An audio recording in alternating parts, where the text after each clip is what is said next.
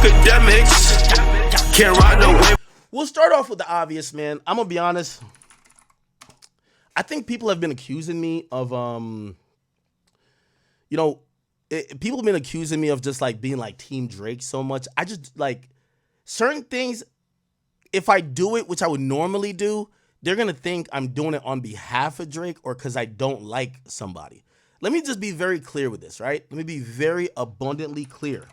Okay? Let me be very abundantly clear.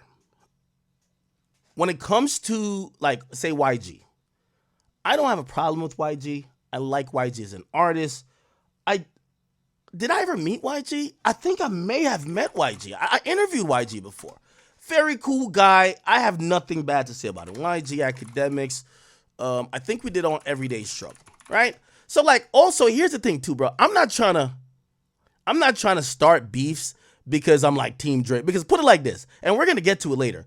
With the exception of Popcorn, bro, even Drake friends ain't trying to really start beefs on his behalf. Yeah, here it is.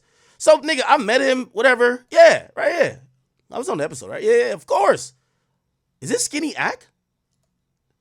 Is this Skinny Ack? Ooh, Skinny Ack right here. Okay. Anyway, am I skinny? I don't know. Anyway, here's the point. Because of this beef and because it now is politics, I feel that rap news has become. YG dropped an album, and I seen what happened with the Mustard thing. I wasn't trying to tweet out Mustard's album sales to be funny. I wasn't trying to sneak this, and I wasn't trying to shit on him. I wasn't trying to do none of those things. I was just trying to do what I normally do. This is what's going on in hip hop. Now, clearly, I and I'm not gonna be like a hypocrite. Of course, I have a bias at times. Like when me and Quando Rondo wasn't cool. Of course, I couldn't wait for him to flop. When me and Meek, well, still now, if Meek drop a project, I'm gonna be like salivating with. I'm going to drop A, B, and C to motherfucking expose or like whatever about. But me and YG, we have nothing. And the fact that YG was dancing on stage at the Kendrick concert, again, I understand why Drake might feel a way about it, but I don't feel a way about it. I really just don't, okay? I really just don't. So maybe Drake has something against it, but I have nothing against him. So I didn't want to be the first one to post it. Now, I'm going to be honest with you. Like, the real sales for YG, I think it was actually 6,900 or 6,800. It's not even 8K, truth be told. Right? It's really not. And I'm not saying that to diss him, right? Because I get numbers a certain way. I don't know how other people get numbers. This you can find on His Daily Double or some of these other sites that normally report it. But anyway, it was 151 on the Billboard charts. I don't know if Billboard reported this, but anyway, there was a hip-hop page. It wasn't me. It was another hip-hop page on Twitter. We got this screenshot from them. They reported that Just Read Up sold 8,000, which, by the way, listen, if somebody sold around 6,800, give them that 8,000. Cool, bro. Who gives a fuck? You know what I mean? So 8,000 first week, and it debuted 151 on this week's Billboard 200. Okay? Now, I'm going to be honest. I don't really have an opinion on it. I haven't thought YG was really that hot for a good while now. I've kind of looked at YG and been like, yo, he's kind of a legend on the West Coast realm, but we haven't heard a popular YG song in a while. And I don't think I'm disrespecting by saying that. I think that's very fair. Anyway, he sold 8,000 records first week. Okay? A lot of people are laughing at it. Some people be like, yo, that's the curse of going against Drake, this and third. Nah, that's not what it is.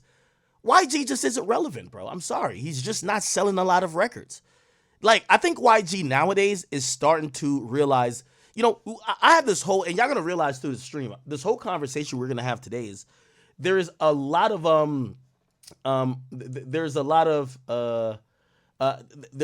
like ebbs and flow in the industry that I think rappers are realizing. Yo, like, wait till I get to the Dirk segment. I got a whole thing for Dirk. Bro, this year, I get it that, and matter of fact, let me start it now. I get it that we're in the era of saying, oh, rap isn't selling a lot. I'm going to get to what Tusi said too. Rap isn't selling a lot and blah, blah, blah. Bro, that's not what it is. People have to stop thinking that rappers sell high numbers for years. Rap is all about, hip hop is all about trends, fashion, what's in, what's out. 1 year it's in, 3 years later it's whack. That's how people treat rappers for the most part. There are certain rappers who are the exception, but for the most part, that's what it is. There was a time everybody was trying to rap like, try to be on that West Coast sounding type of vibe, 2011 to maybe 2014. There was a time that everybody was trying to be Southern. There's a time that people were trying to hop on the Memphis vibe. There's a time that people were trying to be on some Florida shit. Time people were trying to be on some New York shit. It all goes around. So for me, I see people so shocked when they see these guys don't sell because they look at the name. Now, most of these guys are touring off their catalog. He's going to go anywhere and be like, I'm around for my motherfucking... Like, that shit's going to go up. But what people keep thinking is that an artist is just going to get... Y'all remember 50 Cent? Remember the first time 50 Cent supposedly flopped? Like, the first time he flopped, right? The first time 50 Cent flopped, right? It was shocking. It was like, oh my God, like, I never thought that, he would get this little or this... not much of support, but it happened. People grow out of things.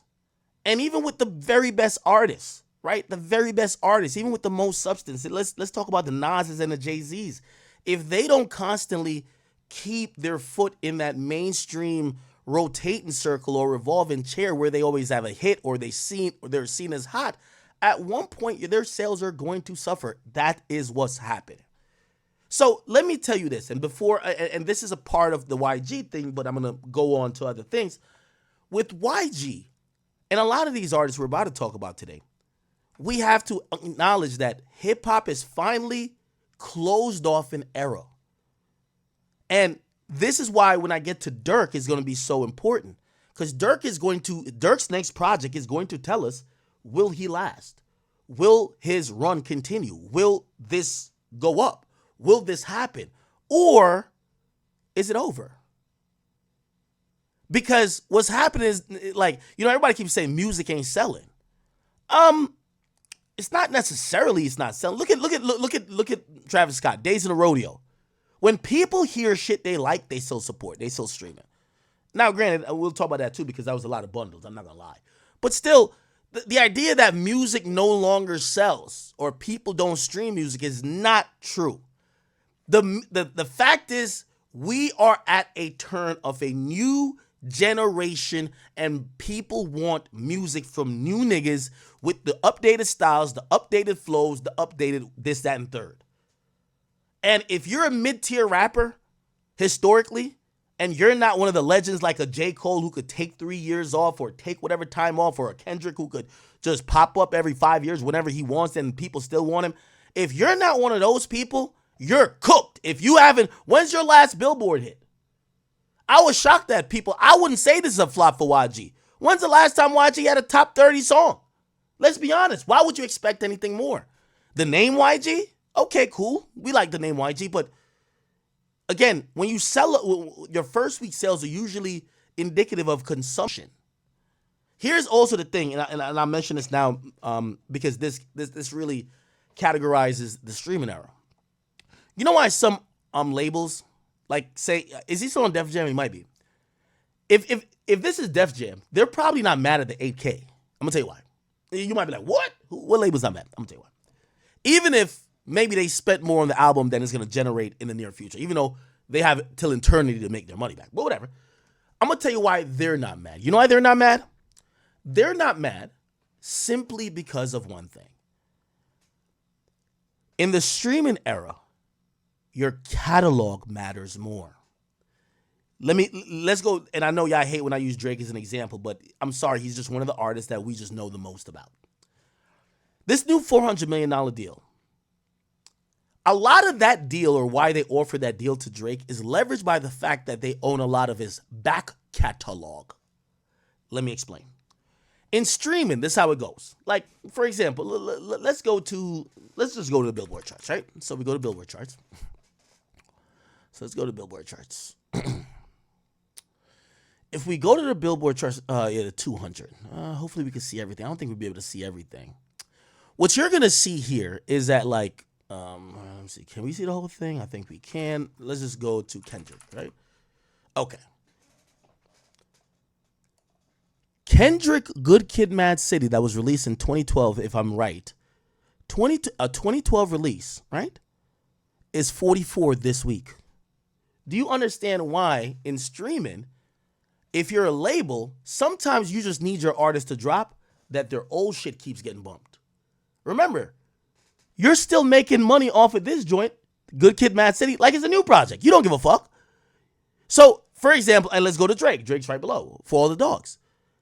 Yeah, Drake probably monetarily makes more off of this record, and they probably split, whether the profits are. It's a different profit split.